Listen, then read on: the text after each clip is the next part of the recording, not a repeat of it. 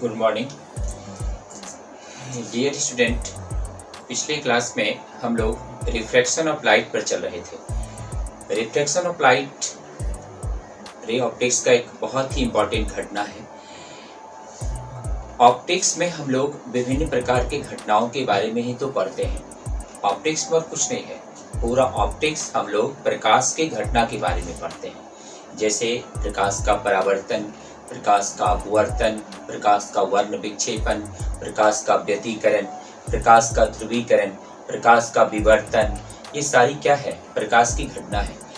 प्रकाश पता ही है हमेशा पाया जाता है रेडिएशन के रूप में। प्रकाश पाया जाता है एक पार्टिकल के सिस्टम में, जिसको आगे चलकर हम लोग वेव ऑप्टिक्स में पढ़ेंगे, उसको कॉर्पस्कल्स कहा जाता है। तो प्रकाश में कणिकाएं भी होती है, उसको बाद में हम लोग पढ़ेंगे। उसको फोटोन भी कहा जाता है, उस प्रकार की कणिकाओं को। तो गौर करना है, यहाँ ऑप्टिक्स एक बहुत ही नॉलेज से भरा हुआ, ज्ञान से भरा हुआ पार्ट है फिजिक्स का, जो हमें बहुत कुछ सिखाता है। अब हम लोग आज के इस क्लास में हम लोग आगे बढ़ने वाले हैं। और अब इस क्लास में हम लोग पढ़ेंगे कि जब कभी एक सिद्धांत ऐसा डेवलप हुआ जिसने कि प्रकाश के उत्क्रमणीयता के सिद्धांत को सत्यापित करता है। यानी अब पढ़ने वाले हैं हम लोग प्रकाश के उत्क्रमणीयता का सिद्धांत। तो अगला पॉइंट है principle of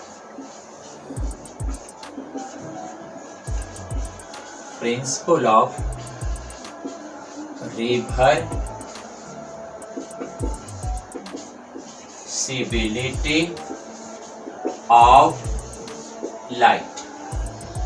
principal of reversibility of light, इसका हिंदी है प्रकाश के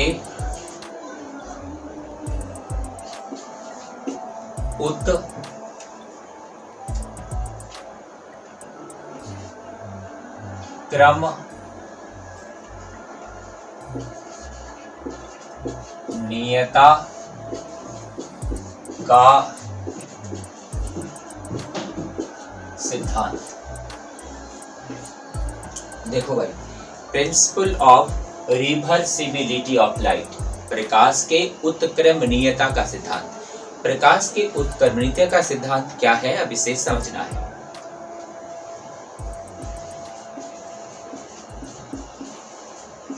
When the ray of light is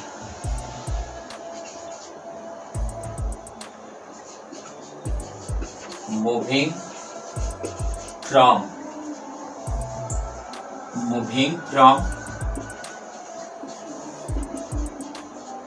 one medium to other medium,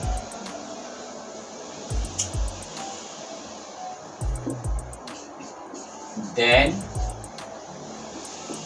the ray of light is refracted. If the light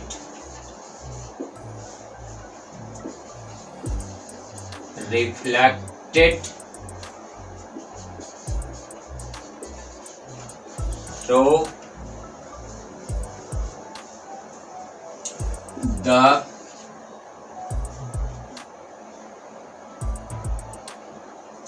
second medium and come back on the same path, come back on the same path, It is called principle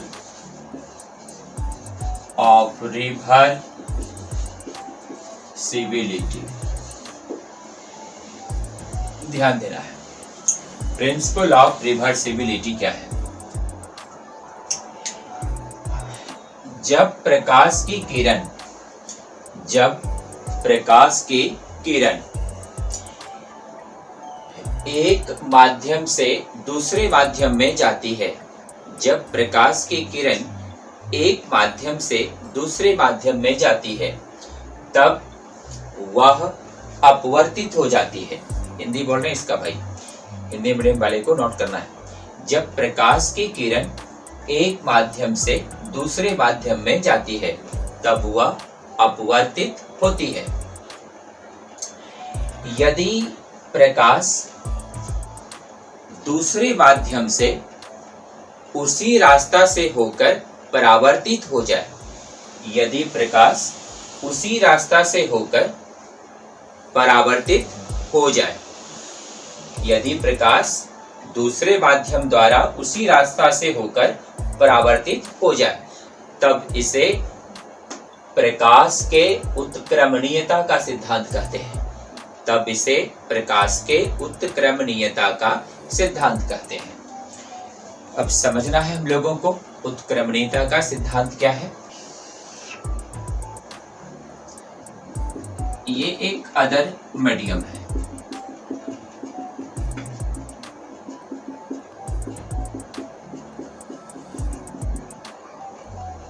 it is the normal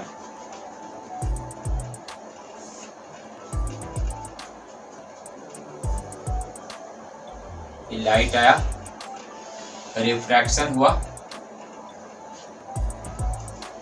इस पे पड़ा, यहाँ क्या है, mirror है, ये first medium है, refractive index μ1, ये सेकंड मीडियम है, रिफ्रैक्टिव इंडेक्स μ2, ये नॉर्मल है, angle of incidence, angle of refraction. Light आया, क्या हुआ, रिफ्रैक्शन हुआ। लाइट जब फर्स्ट मीडियम से आया सेकंड मीडियम में गया, क्या हुआ, रिफ्रैक्शन हुआ। लेकिन यहाँ एक मिरर रखा हुआ है, इस मिरर के कारण लाइट पुनः उसी मीडियम में रिफ्लेक्ट हो गया। तो लाइट जिस मीडियम से आया उसी मीडियम में फिर ये लाइट रिफ्लेक्ट हो गया। तो इस सिद्धांत को, जब लाइट पहले मीडियम से दूसरे में गया, दूसरे से फिर लाइट पहले में आ गया, इस प्रकार के प्रिंसिपल को प्रिंसिपल ऑफ रिवर्सिबिलिटी कहा जाता है। तो याद रखना है, प्रिंसिपल ऑफ रिवर्सिबिलिटी में प्रकाश जिस माध्यम से जाती है दूसरे माध्यम में, फिर पुनः परावर्तित होकर पहले माध्यम में आ जाती है, और इसी सिद्धांत का नाम है प्रिंसिपल ऑफ रिवर्सिबिलिटी। अब हम लोग इसमें फार्मूला आज डिराइव करेंगे, और उस फार्मूला में देखेंगे कि प्रिंसिपल ऑफ रिवर्सिबिलिटी के आधार पर किस तरह का फार्मूला डिराइव होता है। तो यहाँ पर गौर करना है फार्मूला। सबसे पहले for first to second, for first to second medium, जब लाइट पहले से दूसरे में आया है तो यहाँ पर यूज करेंगे from Snell's law. Snell's law use करेंगे। स्नेल का पूरा नाम क्या है, विलबर्ट स्नेल। स्नेल कहाँ के वैज्ञानिक थे, डच साइंटिस्ट है स्नेल। स्नेल ने एक नियम कब दिया था रिफ्रैक्शन का, 1621 में। तो गौर करना है, स्नेल्स लॉ से चलते हैं। कल पिछले क्लास में स्नेल्स लॉ बताए थे। स्नेल्स लॉ में अब गौर करना है, स्नेल्स लॉ में यहाँ पर लाइट पहले से जब दूसरे में आया है तो ये हो जाएगा साइन आई, बाय हो जाएगा साइन आर इक्वल टू, पहले से दूसरे में गया तो यहाँ μ1 और ये 2। एक क्वेश्चन नंबर हम लोग इसको 1 मान लिए। ये जब लाइट पहले से दूसरे में आया तब। अब यहाँ पर for second to first medium, for second to first medium. देखो भाई, सेकेंड टू फर्स्ट मीडियम में, जब सेकेंड मीडियम से फर्स्ट मीडियम में फिर लाइट रिफ्लेक्ट कर गया, तो सेकेंड से जब फर्स्ट में रिफ्लेक्ट कर गया तो अब हो जाएगा यहाँ पर एंगल ऑफ इंसिडेंस कौन हो जाएगा, आर, ये हो जाएगा साइन आर, और बाय हो जाएगा एंगल ऑफ रिफ्लेक्शन तब कौन हो जाएगा, आई, और इक्वल टू ये क्या हो जाएगा यहाँ पर म्यू टू म्यू वन। ये क्वेश्चन नंबर हो गया सेकंड। देखो भाई, तो जब लाइट पहले मीडियम से दूसरे मीडियम में आया तब इक्वेशन फर्स्ट, जब रिफ्रैक्शन होकर के फिर रिफ्लेक्शन हो गया तो फिर इक्वेशन नंबर सेकंड, जब दूसरे से पहले में गया तब इसमें स्नेल्स का लॉ यूज हुआ है। अब हम लोग इस दोनों इक्वेशन को लेकर आगे चलेंगे, तो यहाँ पर लिखेंगे multiplying by multiplying equation number 1 and equation number 2। Equation number 1 और इक्वेशन नंबर 2 को अब हम लोग मल्टीप्लाई करेंगे। तो यहाँ पर फर्स्ट इक्वेशन कब आया, जब लाइट पहले से दूसरे में गया। सेकंड इक्वेशन कब आया, जब लाइट दूसरे से पहले में आया, स्नेल का लॉ यूज किए। अब यहाँ पर LHS को LHS से मल्टीप्लाई होगा, sine I by sine R, और फिर इनटू ये हो जाएगा sine R by sine I, और इधर ये हो जाएगा म्यू 1 2 और ये हो जाएगा म्यू 2 1। कैंसिल हो गया है ना, कैंसिल हो गया। इधर क्या बचा 1, ये हो गया म्यू 1 2 और ये म्यू 2 1, और लिख सकते हैं mu 1 2 equal to 1 by mu 2 1। It is the formula for principle of reversibility. तो प्रिंसिपल ऑफ रिवर्सिबिलिटी के लिए ये एक महत्वपूर्ण फार्मूला हमें प्राप्त हुआ। तो प्रिंसिपल ऑफ रिवर्सिबिलिटी एक ऐसा सिद्धांत है जब प्रकाश किसी एक माध्यम से दूसरे माध्यम में चलना शुरू करता है, लेकिन पुनः दूसरे माध्यम से रिफ्लेक्ट होकर पहले माध्यम में आ जाता है। देखो भाई, अब गौर करने वाली बात है कि हम यहाँ पर हमेशा इस बात का हमें ध्यान रखना चाहिए कि ये जो अभी हम लोग पढ़ाई कर रहे हो, हम लोग सभी जो पढ़ाई कर रहे हैं, ये सब पढ़ाई साफ है नेटवर्क के सहायता से हो रहा है, और नेटवर्क के सहायता से हो रहा है। ऑनलाइन पढ़ाई का मतलब साफ है कि हम लोग एक नेटवर्क के सिस्टम से नेटवर्किंग पे पढ़ रहे हैं। हमेशा कंप्यूटर पे पढ़ाई करना, मोबाइल पे पढ़ाई करना, ये आसान मैटर नहीं है। इससे आंखों पे बहुत जोर पड़ता है, माइंड पे बहुत इफेक्ट पड़ता है। लेकिन अभी के इस दौर में एक ऐसी स्थिति डेवलप हुई है जिसमें हम सबों को इस तरह से पढ़ना और पढ़ाना आवश्यक हो गया है। लेकिन ध्यान रखना चाहिए कि हम ज़्यादा से ज़्यादा समय टू द पॉइंट बने रहें। ऐसे भी मेरा पहले से भी सिद्धांत रहा है, और आप सबों ने पहले से क्लास किया है और देखा है, हम पढ़ाई से अलावा, पढ़ाई के अलावा कोई भी बात करना उचित नहीं समझते। क्यों? क्योंकि उसमें सबसे बड़ा जीवन में कौन कीमती है? टाइम। और टाइम को कभी भी बेवजह मिस नहीं करनी चाहिए। शिक्षा कई प्रकार का होता है, और इस प्रकार की शिक्षा हमें हमेशा धैर्य पूर्वक हासिल करनी चाहिए। और इस तरह की शिक्षा जब हम धैर्य से हासिल करते हैं तो हम एक दिन अपने लक्ष्य पर पहुंच जाते हैं। कठिनाइयाँ बहुत सारी आती हैं, जैसे अभी हम सबों के सामने एक बहुत बड़ी कठिनाई है। आप सभी स्टूडेंट को पढ़ने में घर पर कठिनाइयाँ हो रही है। बहुत को टाइम पे नेटवर्क नहीं मिल रहा है, बहुत का डाटा खत्म हो जा रहा है, बहुत तरह की प्रॉब्लम है। प्रॉब्लम हम लोग के साथ भी हो रही है। इस तरह से ऑनलाइन पढ़ाई कराने में हम लोग भी लगता है कि अब कौन कितना, विद्यार्थी कितना फॉलो कर पा रहा है, ये सामने और उस दूर में, दोनों में अंतर हो जाता है। अभी सामने में तुरंत पूछने का मौका रहता है क्लास में किसी भी स्टूडेंट को, कहाँ पे दिक्कत है, यहाँ दिक्कत है, यहाँ दिक्कत है, यहाँ दिक्कत है, कहाँ दिक्कत है। तो तुरंत हम लोग क्लियर कर सकते हैं, लेकिन दूर बैठकर ये तुरंत पता नहीं चल पाता। भले बहुत से स्टूडेंट का SMS से पता चलता है, उसका जवाब हम देते रहते हैं।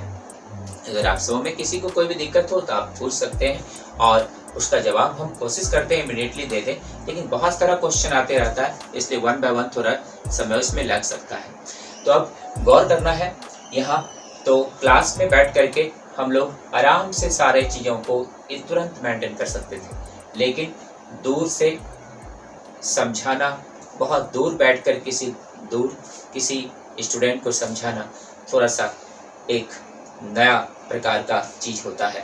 तो गौर करना है, प्रिंसिपल ऑफ रिवर्सिबिलिटी सबने समझ गया है। प्रिंसिपल ऑफ रिवर्सिबिलिटी का मुख्य सिद्धांत यही है, जब प्रकाश एक माध्यम से दूसरे में आती है, दूसरे से पुनः पहले में जाती है, तो इस सिद्धांत को ही हम लोग प्रकाश के उत्क्रमणीयता का सिद्धांत कहते हैं। और इसका फॉर्मूला निकला μ12, यानी μ12 प्रकाश पहले से दूसरे में गया इक्वल टू 1/μ21, मतलब दूसरे से पहले में आया। ये सिद्धांत स्पष्ट साबित करता है प्रकाश पहले से दूसरे में, यहाँ दूसरे से पहले में। लोग आगे बढ़ते हैं। ये था प्रिंसिपल ऑफ होमोजेनिटी, हम लोग कब पढ़ते हैं 11 में, और ये था प्रिंसिपल ऑफ रिवर्सिबिलिटी, हम लोग कहाँ पढ़ते हैं ऑप्टिक्स में। तो प्रिंसिपल ऑफ होमोजेनिटी कब है, unit and dimension. Principal of reversibility कब है, ऑप्टिक्स में। अब गौर करना है आगे।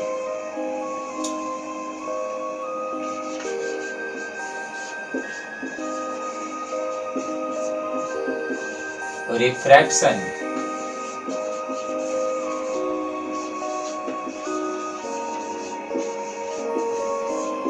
डिफरेंट मीडियम, विभिन्न माध्यम द्वारा अपवर्तन।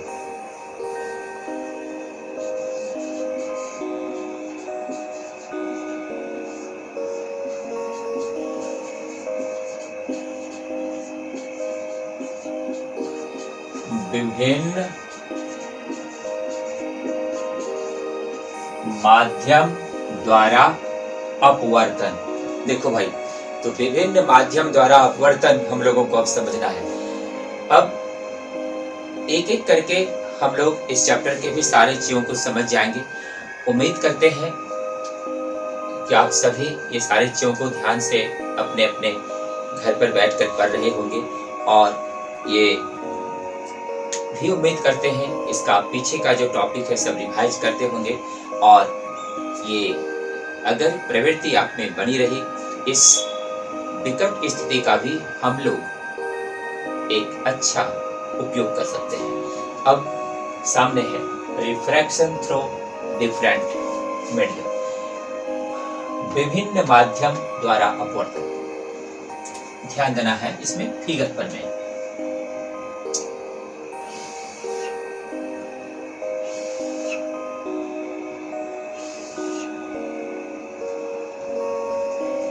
देखो भाई, यहाँ पर मान लिए एयर है फर्स्ट मीडियम, यहाँ पर कोई लिक्विड है, हो सकता है ये ऑयल हो,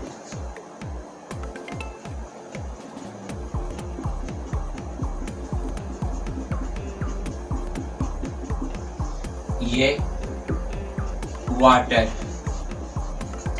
और ये एयर, और इधर भी एयर है।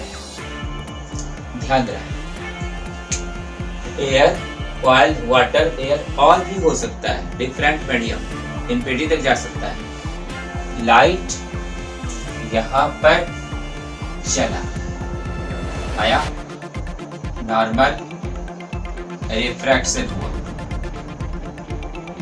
फिर लाइट, अब ये वाइट, अगर ये डेंसर है रेयर में जाएगा तो ये इधर आएगा, फिर और इधर जाएगा तो और इधर जाएगा। रिफ्रैक्शन हो गया, अलग अलग मीडियम में रिफ्रैक्शन हो गया। पिछले क्लास में रिफ्रैक्शन पढ़ाए थे। अब गौर करना है आगे। ये है एंगल I1,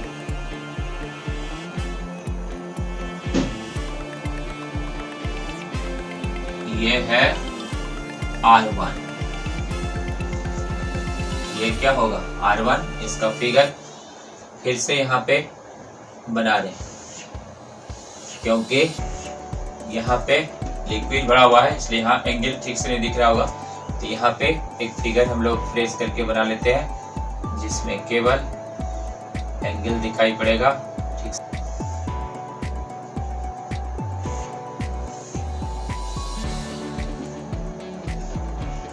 I1 R1, ये क्या होगा फिर ये R1 है अल्टरनेट एंगल, और फिर ये R2 और ये फिर R2 और ये फिर एयर। अब गौर करना है, सेम मीडियम हो गया, ये μ1 μ2 और ये फिर μ1 हो गया। पहले मीडियम के लिए चलते हैं, पहला और दूसरा के लिए। तो यहाँ पर हम लोग एयर, वायर, वाटर, एयर मान सकते हैं, या हम लोग इसको ऐसे भी यूज कर सकते हैं। यहाँ पर यह हो गया फर्स्ट मीडियम, कुछ भी हो सकता है, यह हो गया सेकंड मीडियम, यह हो गया थर्ड मीडियम, और ये फिर क्या आ गया फर्स्ट मीडियम। अब ध्यान देना है यहाँ पर for first and second medium, पहले और सेकंड मीडियम के लिए फ्रॉम स्नेल्स लॉ ये हो जाएगा sine I1 by sine R1 equal to क्या होगा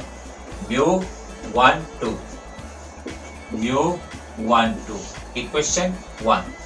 इसी तरह और second and third medium, for second and third medium, ध्यान देना भाई, सेकंड एंड थर्ड मीडियम के लिए चल रहे हैं। सेकंड एंड थर्ड मीडियम के लिए जब चलेंगे तो यहाँ पर माना जाएगा साइन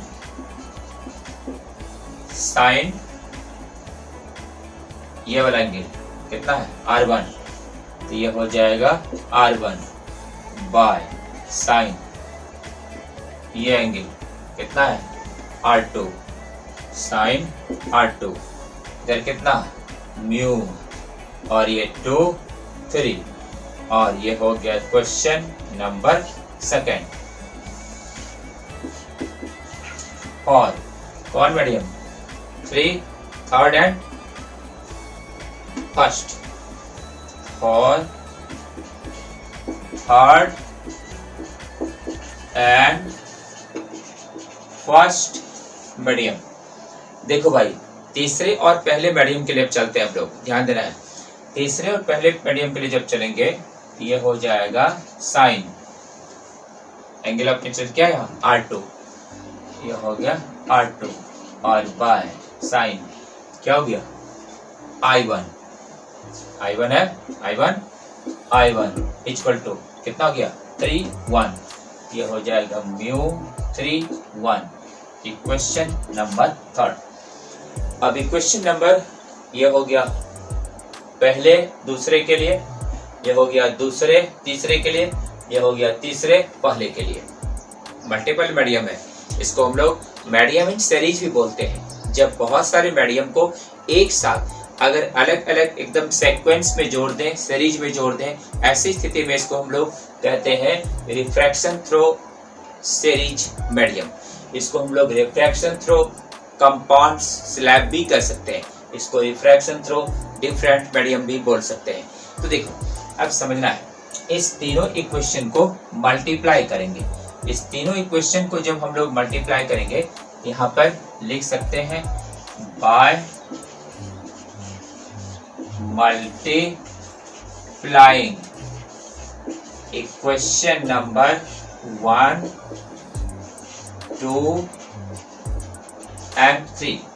इक्वेशन 1, 2 एंड 3 को मल्टीप्लाई करते हैं।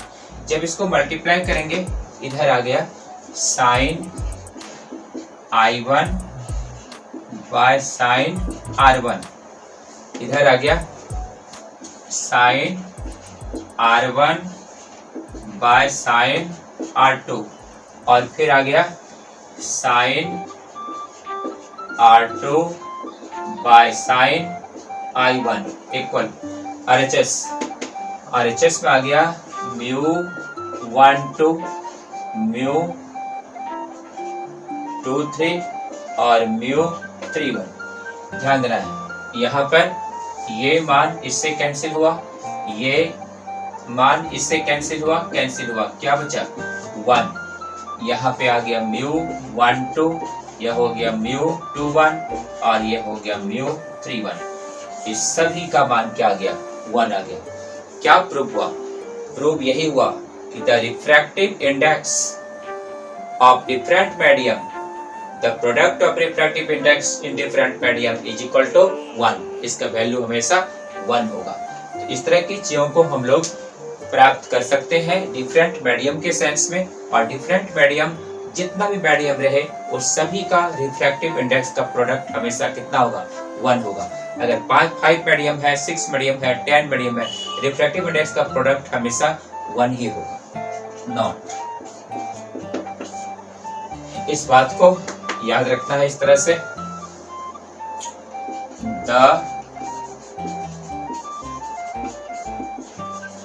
the product of refractive index of different medium is equal to 1. The product of refractive index of different medium is equal to 1. देखो भाई, जब भी कभी रिफ्रैक्शन होगा तो यहाँ पर रिफ्रैक्टिव इंडेक्स का मान 1 होगा। जैसे mu 1 2, mu 2 3, mu 3 4 dot dot dot चलते रहेगा, इक्वल टू क्या होगा 1 होगा। तो ये था एक महत्वपूर्ण concept, refraction through different medium. अलग अलग मीडियम से होकर किस प्रकार से रिफ्रैक्शन होता है। तो रिफ्रैक्शन अलग अलग मीडियम से होने के बाद जब भी कभी फाइनल फार्मूला डिराइव होगा तो याद रखना है अपवर्तनांक का प्रोडक्ट हमेशा कितना होगा 1 होगा। इसके अलावा कुछ भी नहीं होगा। जब जितना भी मीडियम हो, रिफ्रैक्टिव इंडेक्स का जब भी प्रोडक्ट निकालेंगे वो हमेशा 1 होगा। न्यूमेरिकल में इस कंसेप्ट का भी यूज बहुत जगह पड़ता है, इसलिए कंसेप्ट को याद रखना है। जितना भी मीडियम होगा, चाहे वो एयर से ग्लास में जाता हो, ग्लास से वाटर में जाता हो, वाटर से ऑयल में जाता हो, सभी के रिफ्रैक्टिव इंडेक्स को प्रोडक्ट करेंगे, उसका मान 1 होगा। It is the most important concept to solve the numericals and different types of theories. याद रखना है, अलग अलग प्रकार के थ्योरी और न्यूमेरिकल में इसका उपयोग होगा।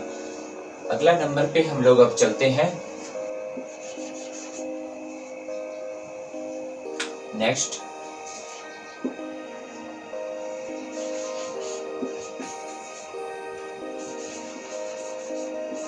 Real depth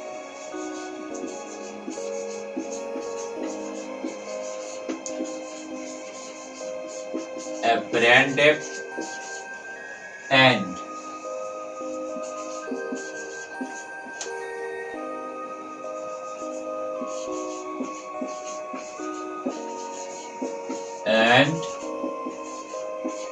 apparent shift।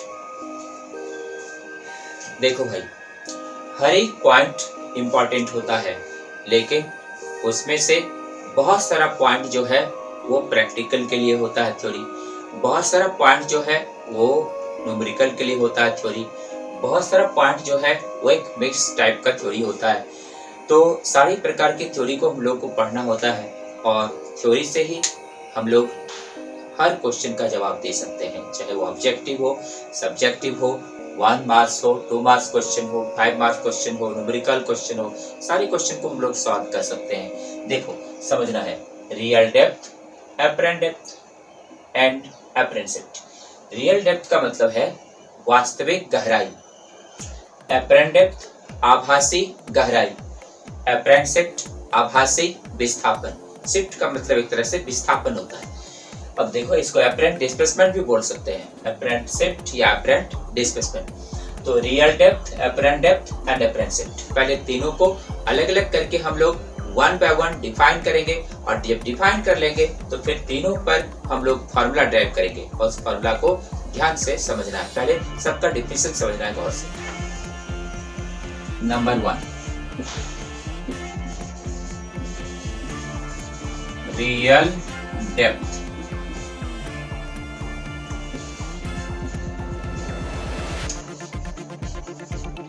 वास्तविक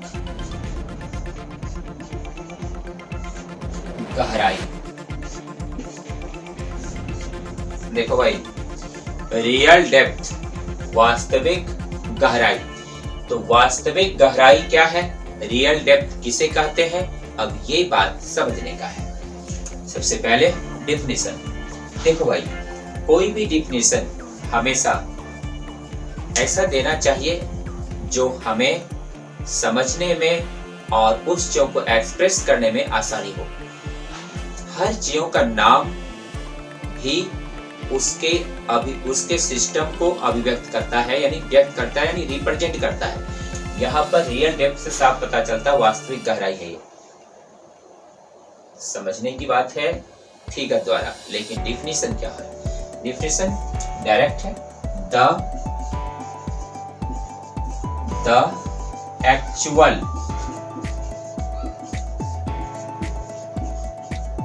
actual thickness of a transparent medium, the actual thickness of a transparent medium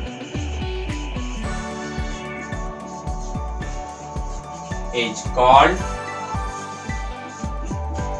real depth।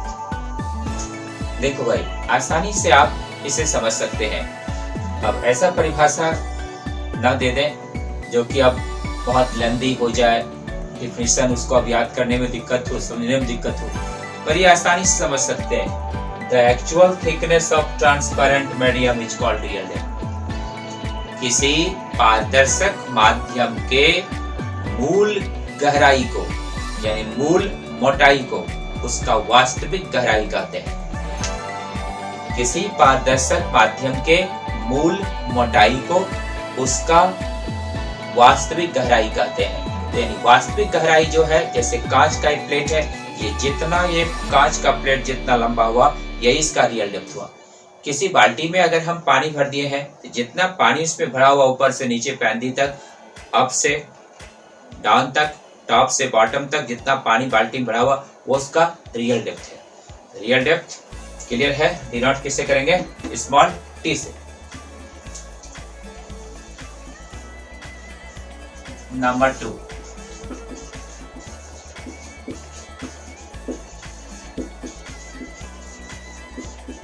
Apparent depth.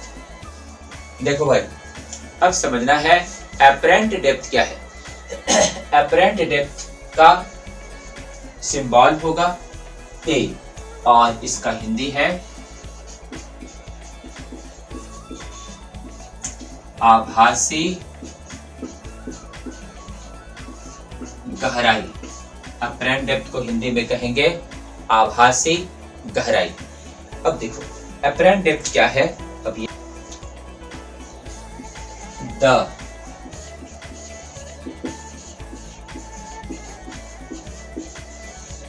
the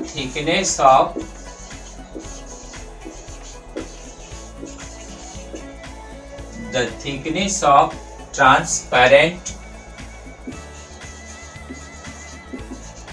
medium which is visible.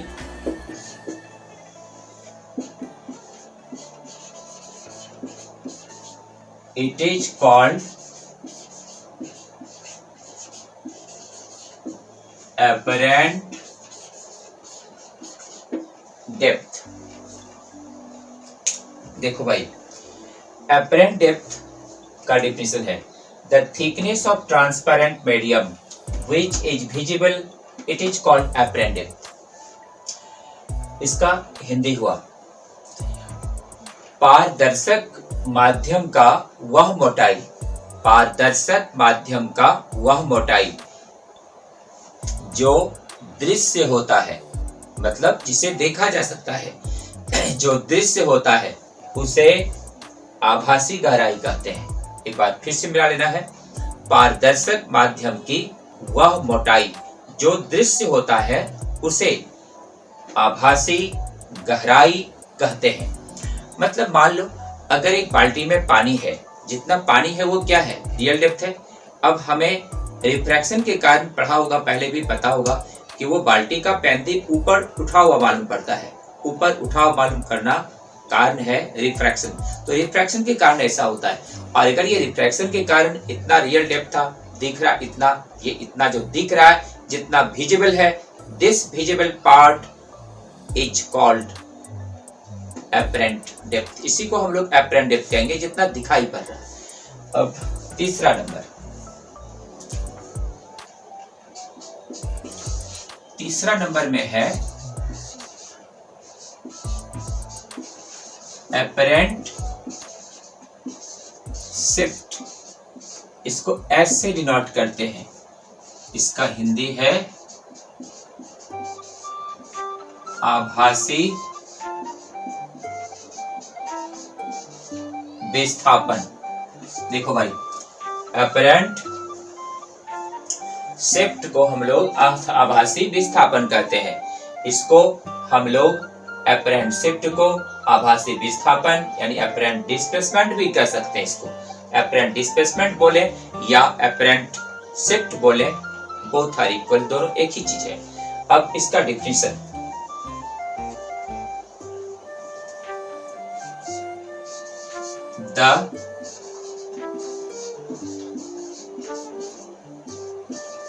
the thickness of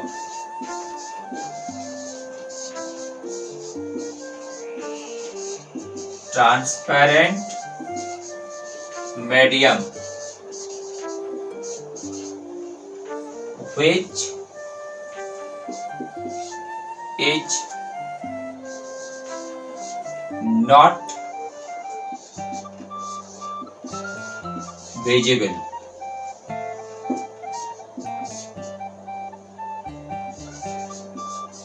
It means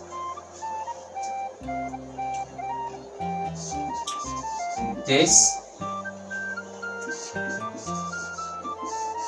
thickness is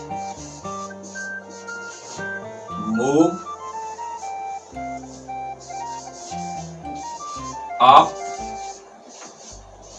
or down due to refraction.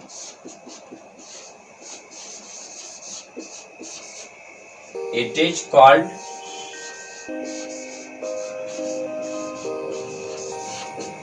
apparent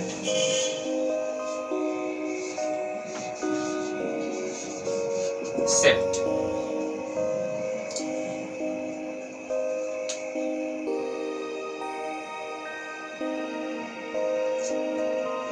देखो भाई, apparent shift क्या है? The thickness of transparent medium which is not visible. It means not visible का मतलब क्या समझना है? It means this thickness is moved up or down due to refraction. It is called apparent shift. इसका हिंदी है पारदर्शक माध्यम की वह मोटाई, पारदर्शक माध्यम की वह मोटाई जो दृश्य नहीं है, पारदर्शक माध्यम की वह मोटाई जो दृश्य नहीं है। इसका अर्थ है कि यह मोटाई अपवर्तन के कारण ऊपर या नीचे हो जाती है। इसका अर्थ है कि यह मोटाई अपवर्तन के कारण ऊपर या नीचे हो जाती है। इसे ही आभासी विस्थापन कहते हैं। इसे ही आभासी विस्थापन कहते हैं। डिनोट किसे करेंगे? एस से डिनोट करेंगे। तो ध्यान देना है, इसमें 3 बात आया। क्या क्या आया? रियल डेप्थ, एपरेंट डेप्थ और एपरेंट शिफ्ट। अब तीनों को हम लोगों को फिगर द्वारा ध्यान से समझना है और इसका फिर फार्मूला भी डिराइव करना है, जिसका उपयोग न्यूमेरिकल के लिए होगा। फिगर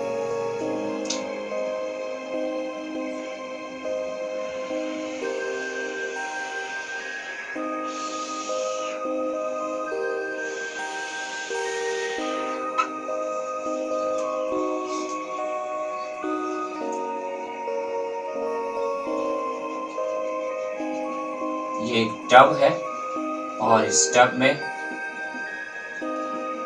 कोई लिक्विड है, मे बी वाटर।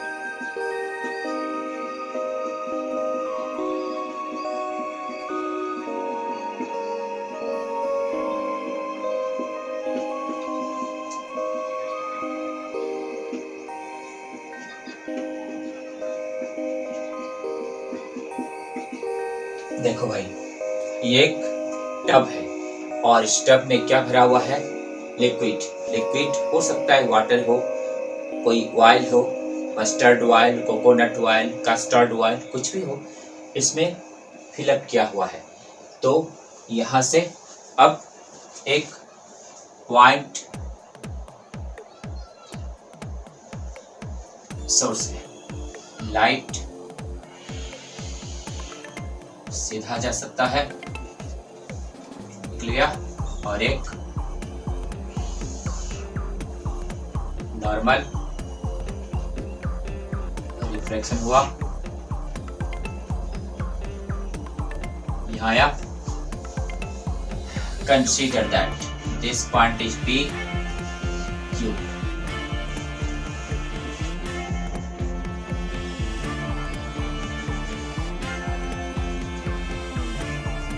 थोड़ा फिगर को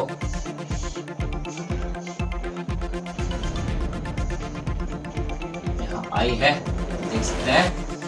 अब क्या करना है? यहाँ पर ये नॉर्मल है, ये हो जाएगा एंगल ऑफ इंसिडेंस I, और ये हो जाएगा एंगल ऑफ रिफ्लेक्शन R। ये PQ, इस पॉइंट को हम लोग A मान लें, इस पॉइंट को हम लोग B मान लें।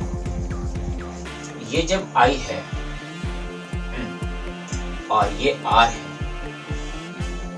तो ये लाइट इधर से आया, इस जगह ये जो एंगल होगा, ये एंगल कितना होगा?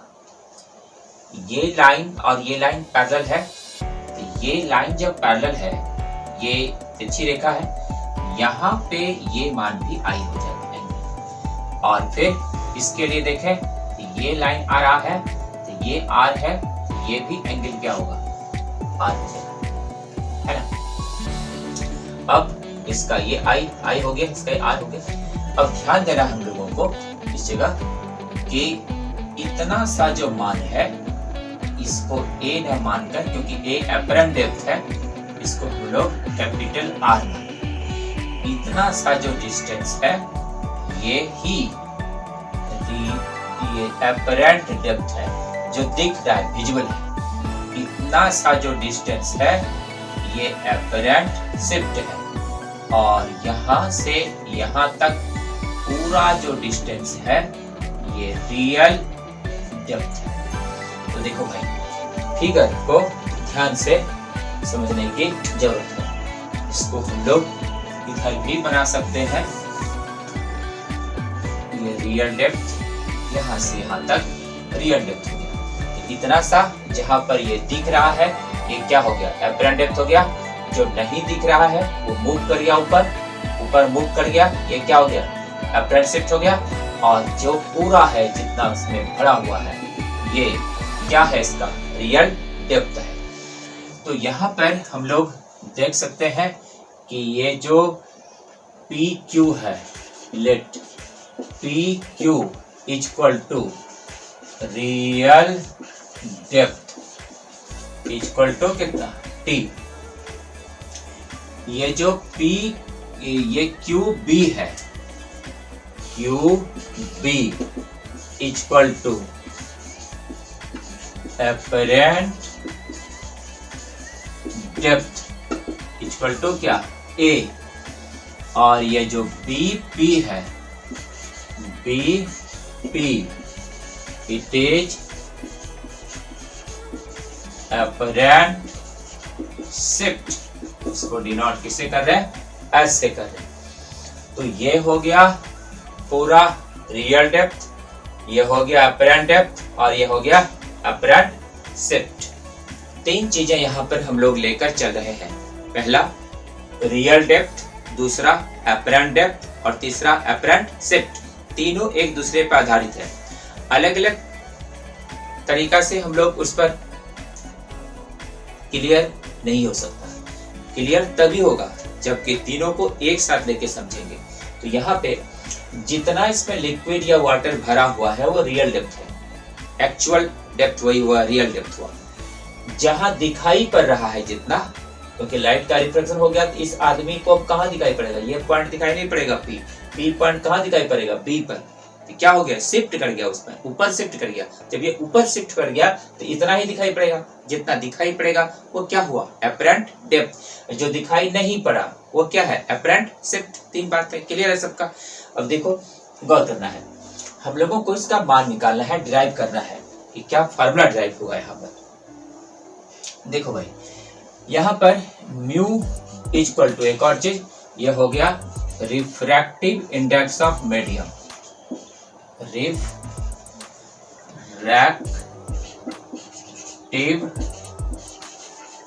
Index of medium.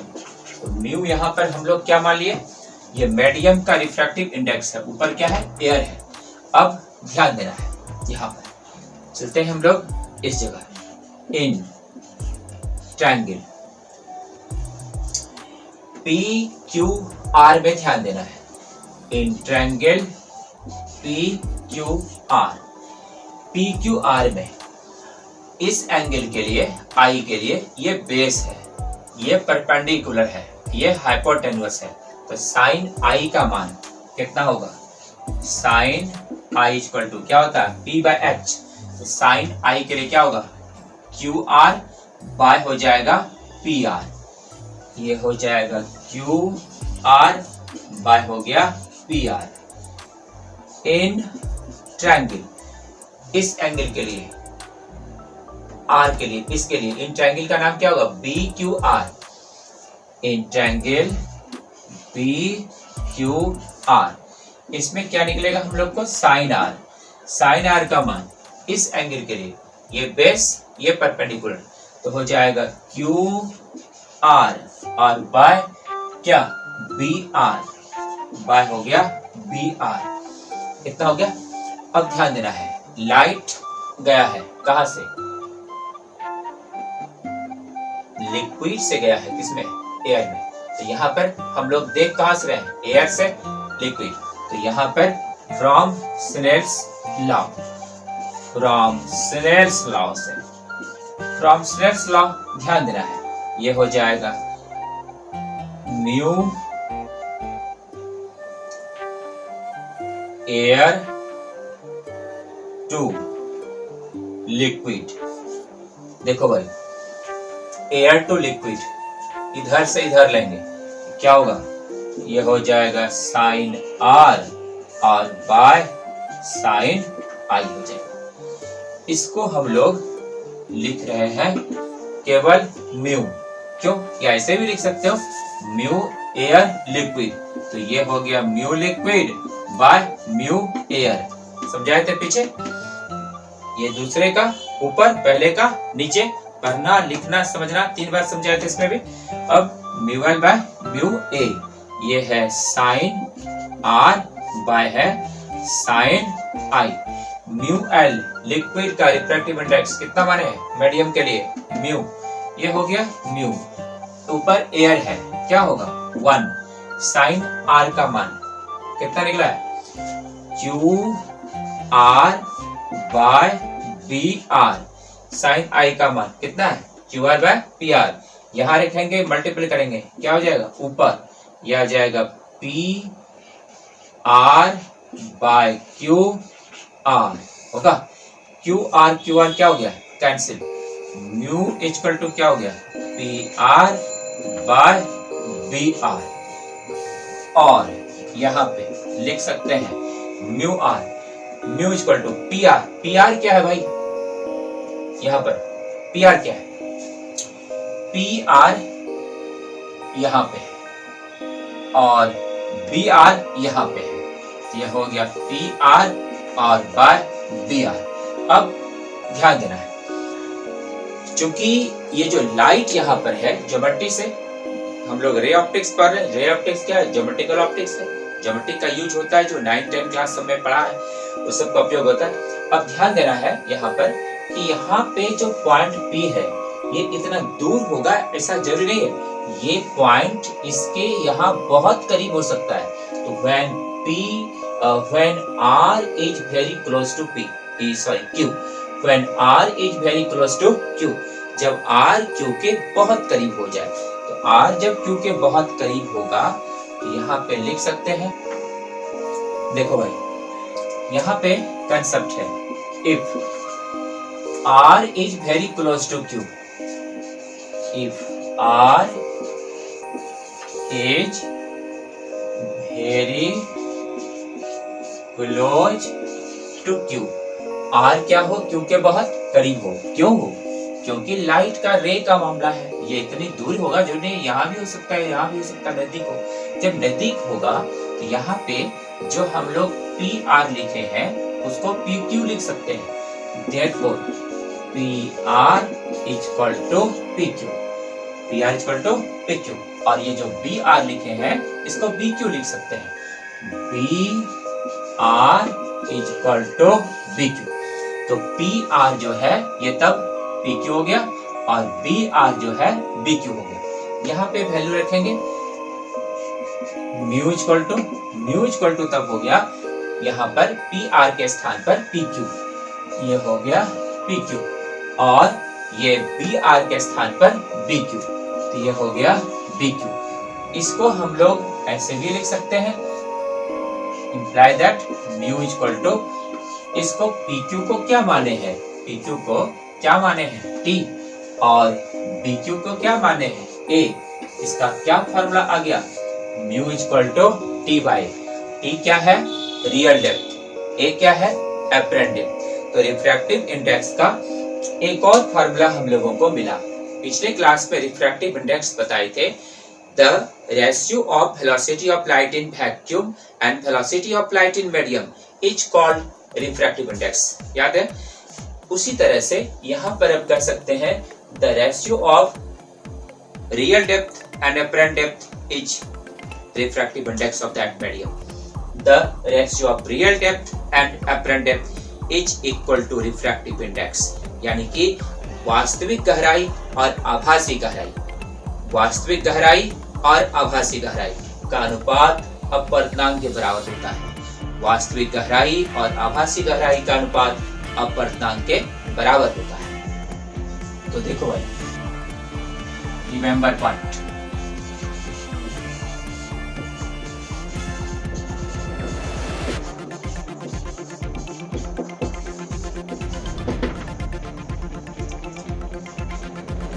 नंबर 1, और रेयर टू डेंसर। अब ध्यान देना है, for rare to denser medium. जब रेयर से डेंसर मीडियम होगा, हिंदी है विरल से सघन माध्यम, तो विरल से सघन माध्यम होगा तो म्यू का मान होगा T by A. Number 2, denser to rare medium. जब डेंसर टू रेयर मीडियम होगा म्यू इक्वल टू हो जाएगा A by T। Number 3, apparent depth for a medium। एक माध्यम के लिए apparent depth A equal to formula होगा कितना, म्यू इंटू टी।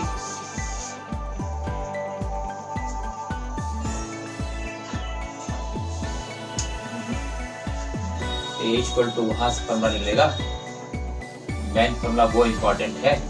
तो यहाँ पर इसका फॉर्मूला कहाँ से निकालेंगे, अगर यहाँ पर बात होगी तो a equal to t by mu, t by mu होगा। और अगर हम लोग बात करें रेयर से डेंसर का तो ए का मान टी बाय म्यू होगा। और ये हुआ rare to denser.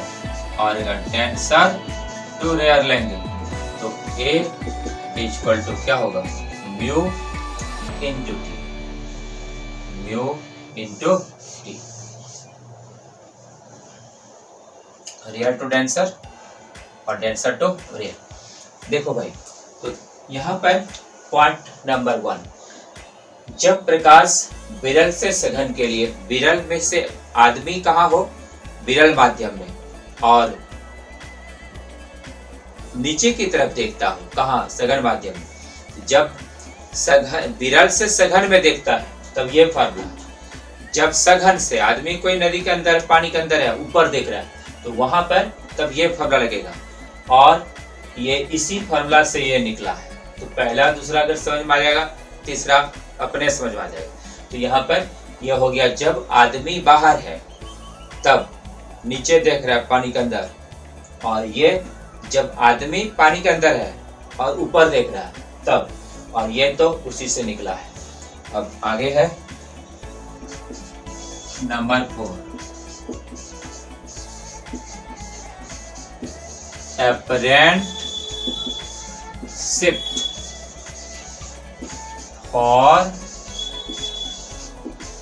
a medium। देखो भाई, apparent shift for a medium, एक माध्यम के लिए apparent shift यानी एक माध्यम के लिए आभासी विस्थापन। देखो भाई, पीछे बताए थे, फिगर में है T equal to A plus S। Figure जो भी पीछे पढ़ाए फिगर में देखना है। T इक्वल टू है A प्लस S, T का मान A प्लस S है। तो T का मान जब ये पूरा T हो गया रियल डेप्थ, और इतना सा ऊपर में हो गया अपरेंट डेप्थ, और इतना सा नीचे में हो गया अपरेंट शिफ्ट, तो A प्लस S कितना हो गया, रियल डेप्थ हो गया, A plus S equal to T।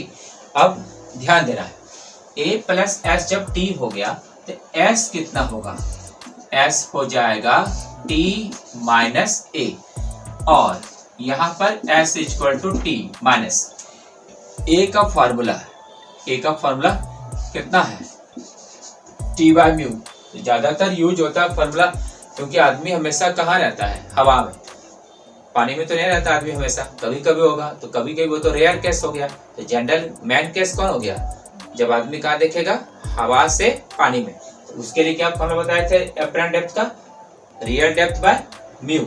अब यहाँ से टी का मान कॉमन हो जाएगा, तो टी जब हम लोग कॉमन कर लेंगे तो फॉर्मूला हो जाएगा 1 माइनस 1 बाय म्यू। तो याद रखना है, किसी एक मीडियम के लिए अपरेंट शिफ्ट का क्या फॉर्मूला है, T1 माइनस 1 बाय म्यू। एक मीडियम के लिए अपरेंट शिफ्ट का क्या फॉर्मूला है, T1 माइनस 1 बाय म्यू। अब इसी तरह से for different medium, for different medium the apparent depth, different medium के लिए अगर अपरेंट डेप्थ निकालेंगे तो A1 plus A2 plus A3 dot dot AN, इसका मान तब हो जाएगा A equal to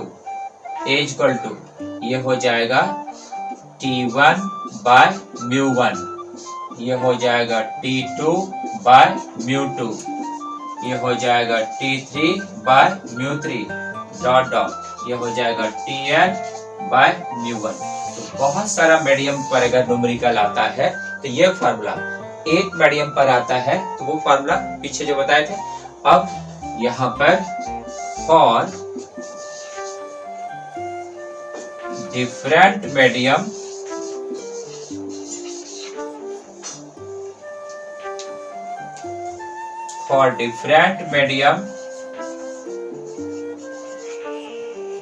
apparent shift का मान ये हो जाएगा T1, यहां से निकलेगा T1 1 माइनस 1 बाय μ1।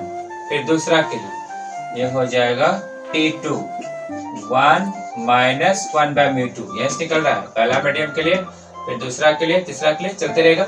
और ये हो जाएगा डॉट डॉट, ये हो जाएगा Tn 1 माइनस 1 बाय μ1। तो अब जितना मीडियम, दो मीडियम का न्यूमेरिकल देगा तो दो मीडियम के लिए फॉर्मूला यूज करेंगे, तीन मीडियम का देगा तीन के लिए करेंगे, इसी तरह से दो मीडियम तीन मीडियम जिसका देगा उतना का यूज कर सकते हैं।